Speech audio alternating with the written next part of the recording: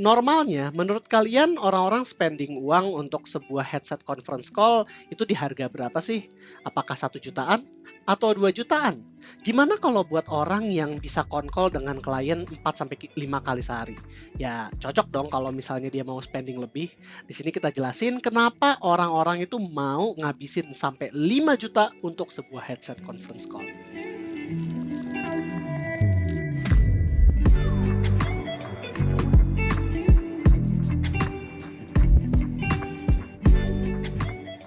Ini adalah Jabra Evolve 265 Flex, sebuah headset yang ditujukan untuk conference call di mana aja.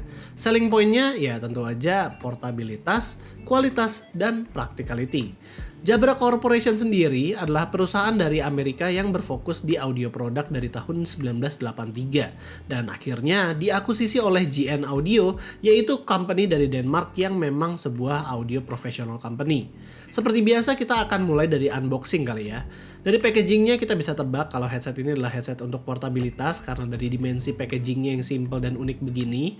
Packagingnya juga udah dapat sertifikat dari FSC. Di dalamnya kita dapat kata sambutan untuk download softwarenya, pouch, kartu garansi, dan kabel USB Type-C to Type-A untuk charging. Headsetnya tersimpan di dalam pouchnya dan dia disimpannya itu kelipat gini. Makanya ada kata-kata flex di dalam nama headsetnya karena bisa dilipat-lipat. Dan kelihatan banget kalau Jabra Evolve 265 Flex ini dibuat bener-bener portable banget dan juga bobotnya itu sangat ringan. Di dalam pouch ini juga ada dongle Bluetooth adapter, jadi buat PC yang nggak ada Bluetooth-nya dia masih bisa connect. Sekilas melihat, headset ini punya ear cup yang nggak terlalu besar dan cushionnya juga terbuat dari fox leather yang bahannya tipis. Sebenarnya gue takut-takut ini bakal ngelotok di 3 bulan atau 4 bulan pemakaian. Headphone ini didesain sedemikian rupa oleh Jabra agar terlihat elegan, slim, dan juga ringkas. Jadi kita bisa lihat kalau Jabra Evolve 265 Flex ini form factornya lebih kecil dari lineup Evolve 2 yang lain seperti Evolve 250 dan Evolve 255. Headset ini bersifat on-ear dan mempunyai boom microphone juga di samping yang bisa dilipat-lipat. Kalau misal kita lipat begini, mikrofonnya akan otomatis ke-mute. Tombol-tombol di sampingnya juga cukup banyak. Di earpad sebelah kanan ada tombol buat play pause music dan volume up and down. Sementara di atas ada tombol untuk mute microphone dan voice assistant. Di sebelah kanan ini juga ada tombol khusus Microsoft Teams yang nanti fungsinya akan kita bahas lebih lanjut. Sementara di sebelah kiri ada power button yang sekaligus buat Bluetooth connection dan tombol untuk berpindah antara profil active noise cancelling sekaligus sama wireless charging. Pertama, kita bahas soal tombol sebelah kanan ini dulu kali ya. Kita nggak akan bahas soal tombol buat play pause music ataupun volume up and down karena itu udah biasa. Kita akan bahas soal tombol untuk mute microphone atau voice assistant ini. Walaupun saat headsetnya connect ke Android ataupun iOS dan ditekan tombolnya itu memang keluar Google Assistant ataupun Siri, tapi saat headset ini connect ke Windows, tombol ini hanya untuk mute microphone aja. Tunggu, bukannya buat mute tinggal lipat mikrofonnya ke atas ya? Yes, makanya ini menurut kita tombolnya itu repetitif karena mereka berdua kurang lebih fungsinya sama. Di bagian kanannya ini juga ada tombol yang dedicated untuk Microsoft Teams, di mana fungsinya adalah untuk angkat ataupun tutup telepon di Teams. Tapi tombol ini nggak terbatas hanya buat Teams aja, karena saat kita coba Google Meet ataupun Zoom, tombol ini bisa dipakai buat answer dan end call. Tapi sayangnya dia masih belum bisa respon terhadap WhatsApp desktop. Menurut gue, untuk orang yang lagi conference call dengan orang lain di laptop ataupun desktop, kayaknya untuk answer dan end call itu kita nggak usah sih sebenarnya mencet-mencet di headphone kayak begini. Karena kan tombolnya udah ada di layarnya. Kecuali kalau lagi call sambil buka aplikasi lain dan males banget buat alt tab. Sementara di earpad sebelah kiri sih kita nggak ngeliat adanya tombol-tombol yang repetitif. Nah yang terakhir, Jabra Evolve 265 Flex ini sendiri sebenarnya punya fitur yang namanya busy light, yaitu lampu indikator kalau lagi teleponan. Apakah fitur ini berguna atau enggak? Sebenarnya tergantung dari skenario pemakaian juga sih. Kalau usernya ada di kantor yang bersifat open, ini berguna biar ngasih tahu kalau dia itu lagi in call atau nggak bisa diganggu. Tapi kalau usernya hanya di rumah atau cafe aja, ya itu buat ngasih tahu ke siapa juga kan. Seperti yang gue bilang di awal, enaknya headset ini adalah dia punya software di Android ataupun iOS dan juga Windows. Softwarenya buat di Windows lumayan simple, ada equalizer dan beberapa settingan yang kita bisa bilang cukup banyak.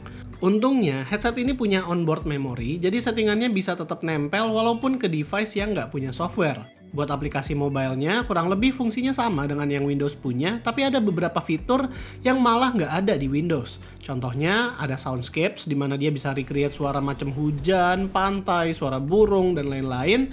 Di sini juga bahkan ada sound preset buat equalizernya.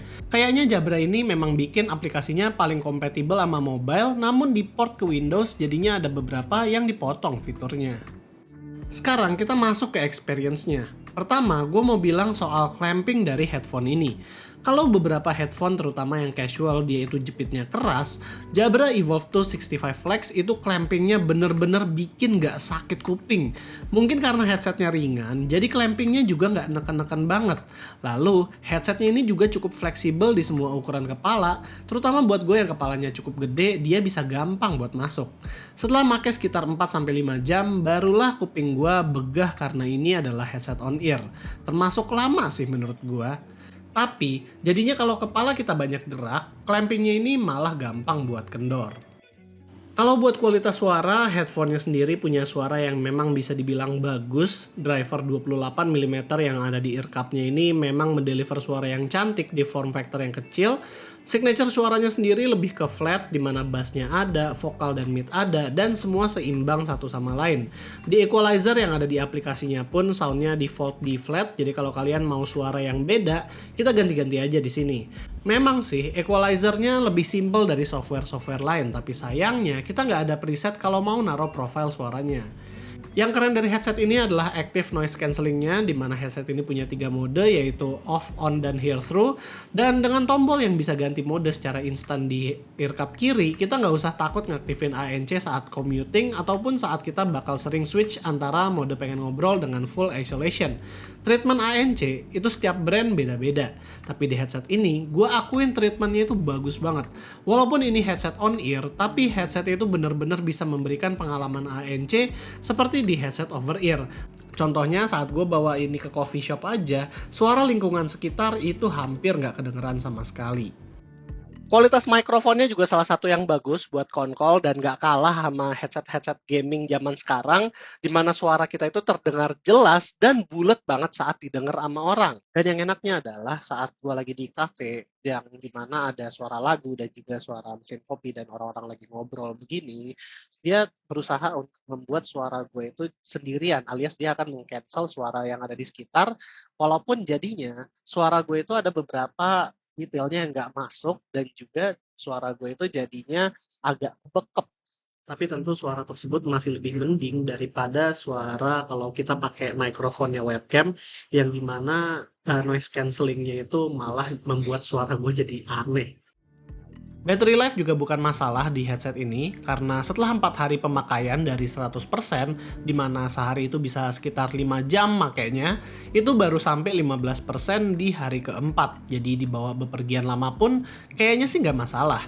Oh iya, terakhir, kalau kalian ada yang nanya pengalaman gaming di headset ini, jawabannya sih nggak akan mungkin bisa menyamai headset gaming di harga 2 jutaan ke atas ya, tapi buat gaming casual di Nintendo Switch ataupun PC, ini udah termasuk bagus.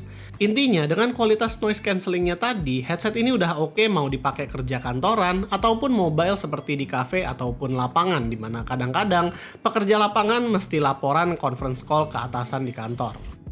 Jabra Evolve 2 65 Flex adalah headset premium yang ditujukan memang buat eksekutif yang suka conference call dengan mobilitas tinggi. Dengan kualitas suara cantik mau di mikrofon ataupun speakernya di dalam bodi yang sangat ringkas, dengan kenyamanan kelas atas serta dukungan software dan ANC yang juga canggih, menjadikan headset ini cocok lah dipasang harga yang lumayan mahal. Tapi dengan harga premium begini, gue bisa tebak kalau pasarannya adalah orang-orang kantoran yang posisinya mungkin udah manajerial ke atas. Pertama sih sebenarnya gue skeptis dengan build quality kulitnya, tapi pas udah nyoba jalan-jalan dengan headphone ini sampai keringetan dalam 2 hari, kulitnya masih baik-baik aja. Dan kalaupun ada apa-apa, Jabra juga punya garansi 2 tahun. Jadi menurut gue ya nggak heran sih, harganya juga lumayan mahal. Jadi itu aja sih paling pendapat kita tentang Jabra Evolve 2 65 Flex. Kalau kalian suka dengan videonya, jangan lupa untuk kasih kita like, share, dan subscribe. Dan di sini gue Rizky, always stay safe and stay healthy.